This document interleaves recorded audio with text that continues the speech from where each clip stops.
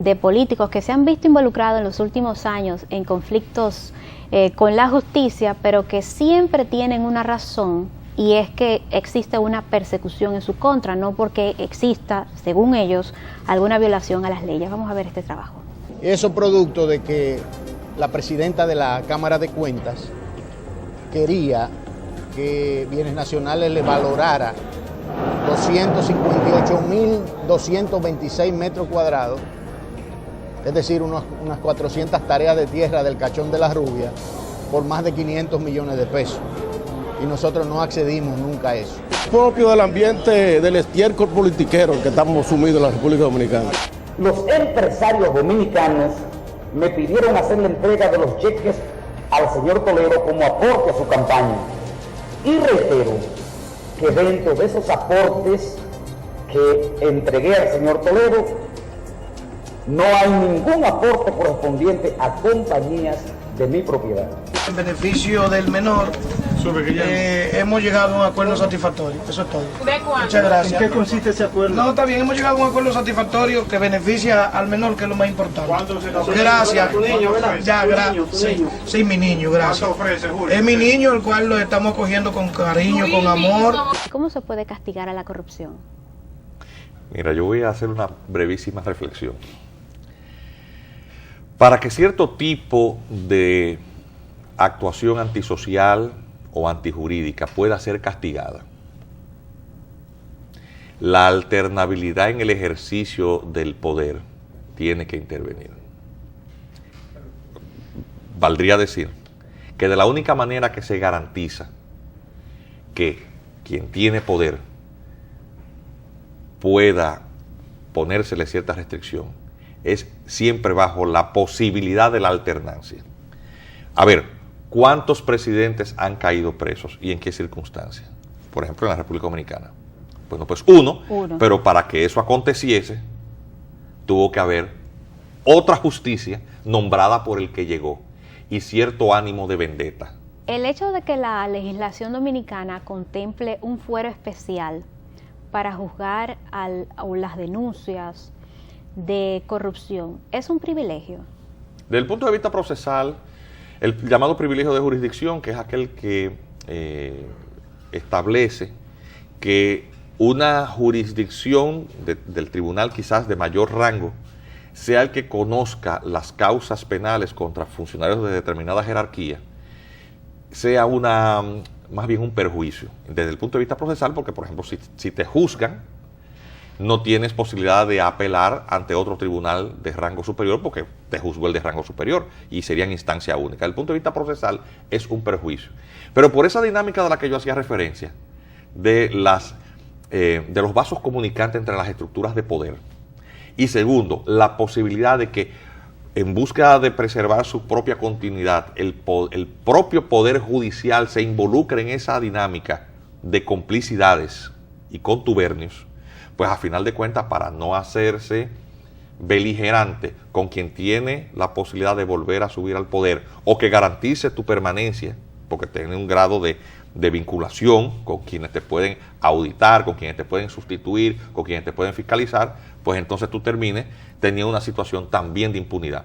Aconteció, por ejemplo, con la Suprema Corte de Justicia anterior, que en búsqueda de su propia continuidad, terminó transando con todas las iniciativas de procesos y acusaciones penales seguidas. Así, por ejemplo, el caso PM terminó archivado.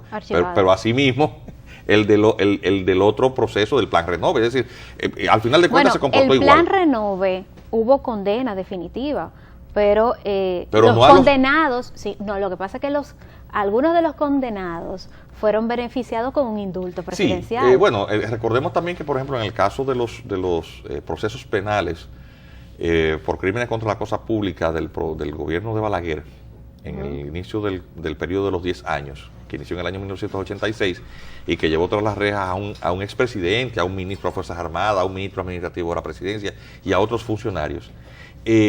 Al final de cuentas todos fueron indultados también. Sí. Eso es una forma también del ejercicio magnánimo del que ha absolutamente derrotado al otro. Sí, pero a final de cuentas es un mal ejemplo, porque no se castiga el robo.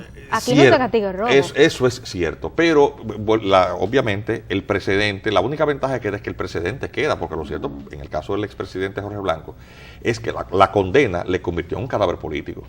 Recientemente la fiscal del Distrito Nacional, Jenny Berenice, dio a conocer un auto de no al lugar a una querella que interpuso Guillermo Moreno en contra del expresidente Leonel Fernández. En una de las reflexiones de los dispositivos de ese no al lugar, establece que la fiscal dice: no puedo investigar porque los casos no están penalizados por el código. Es decir, aquí tenemos que abocarnos a una reforma del código porque esas indelicadezas, entre comillas, sí están tipificadas en otras legislaciones, por ejemplo, Colombia, que castiga duramente los favores o los regalos que puedan darle al presidente de la República. En la República Dominicana no. Y uno dice, bueno, pero modificar el código otra vez, ya con todas las leyes que tenemos aquí, es imposible castigar eso. Yo fui juez de instrucción durante un tiempo y lo que opino sobre la aplicación de la ley, probablemente, y que puse en práctica en su momento, probablemente selló mi destino en cuanto a la posibilidad de seguir o aspirar a un cargo público. Yo creo que la ley hay que aplicársela igual a todo el mundo y lo puse en práctica dentro de las limitadas posibilidades que tuve cuando tuve la oportunidad, ¿verdad? La ocasión. Creo que incluso con mayor severidad a quien tiene jerarquía, porque con ello se envía un mensaje a la sociedad. Si aplicas la ley con severidad a la autoridad, el resto de la población pues verá con ello que el imperio de la ley le sujeta, y eso tiene un efecto tremendo moralizante en la sociedad.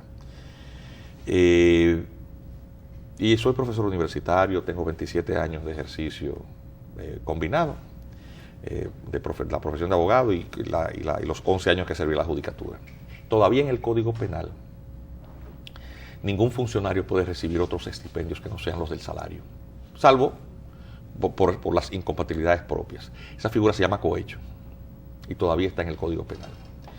Ese mismo marco legal, que es similar al francés, ha servido en todos los países que tienen esa figura jurídica para perseguir la comisión de hechos de corrupción. Un presidente, ni a nombre de una fundación, ni de interpósita persona alguna, puede recibir o manejar recursos, y mucho menos de contratistas.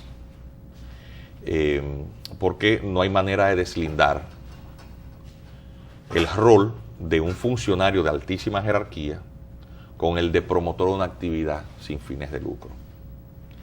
De hecho, ese vetusto Código Penal sirvió para condenar a 20 años a un presidente, un ministro administrativo de la presidencia, por mandar incluso a un ministro de la Fuerza Armada a tomarse un cafecito con un empresario que vendía automóviles. Cayó preso el ministro de las Fuerzas Armadas, el presidente y el empresario que vendía los automóviles y la piña a no sé cuánto, a un suplidor. Y las Toyotas. Y las Toyotas carísimas, que todavía, mira que se devaluó el peso, pero las Toyotas tan baratas. Pero todavía están baratas, no llegan al precio que hace todos esos años se llegó a pagar. Sí. Entonces, cuando vi el dictamen, me dio pena. Obviamente, yo no le puedo exigir, porque pasé por posiciones que eran de jerarquía minúscula, pero que uno trató de ejercer con dignidad. No le puedo exigir a nadie que vaya al martirio, porque yo te he dicho, yo asumí mi posición a sabiendas de lo que me iba a costar en términos de posibilidad de acceso a una función pública. Pero lo cierto es que yo me fui con mi dignidad intacta y la capacidad de decir cosas de frente. Lo cierto es que la vergüenza es demasiado costosa para no cumplir con la responsabilidad. A mí me da pena. Félix Bautista está siendo investigado por una comisión que fue requerida por él, siendo senador. O sea, ya de por sí no es una comisión con la suficiente independencia, pero se somete para ser investigado sobre el origen de sus bienes con sus pares, no con una comisión independiente o una comisión que pueda establecer resoluciones vinculantes, por ejemplo, en el Ministerio Público, ¿no? O sea que de lo que vemos, de cómo va el proceso del conocimiento de Félix Bautista, va a salir mejor que el nuncio, aparentemente. Ungido. Ungido totalmente, Sí. sin haber cometido ningún delito. Así porque lo que estoy viendo es que esa comisión, parece que los que van a salir embarrados de ahí son los que están acusando a Félix. Esos van a resultar entonces los malos de la película, pero el origen de la fortuna de un funcionario que en el año 1996 no tenía nada, cómo esa persona solamente obtiene éxito económico y profesional cuando empieza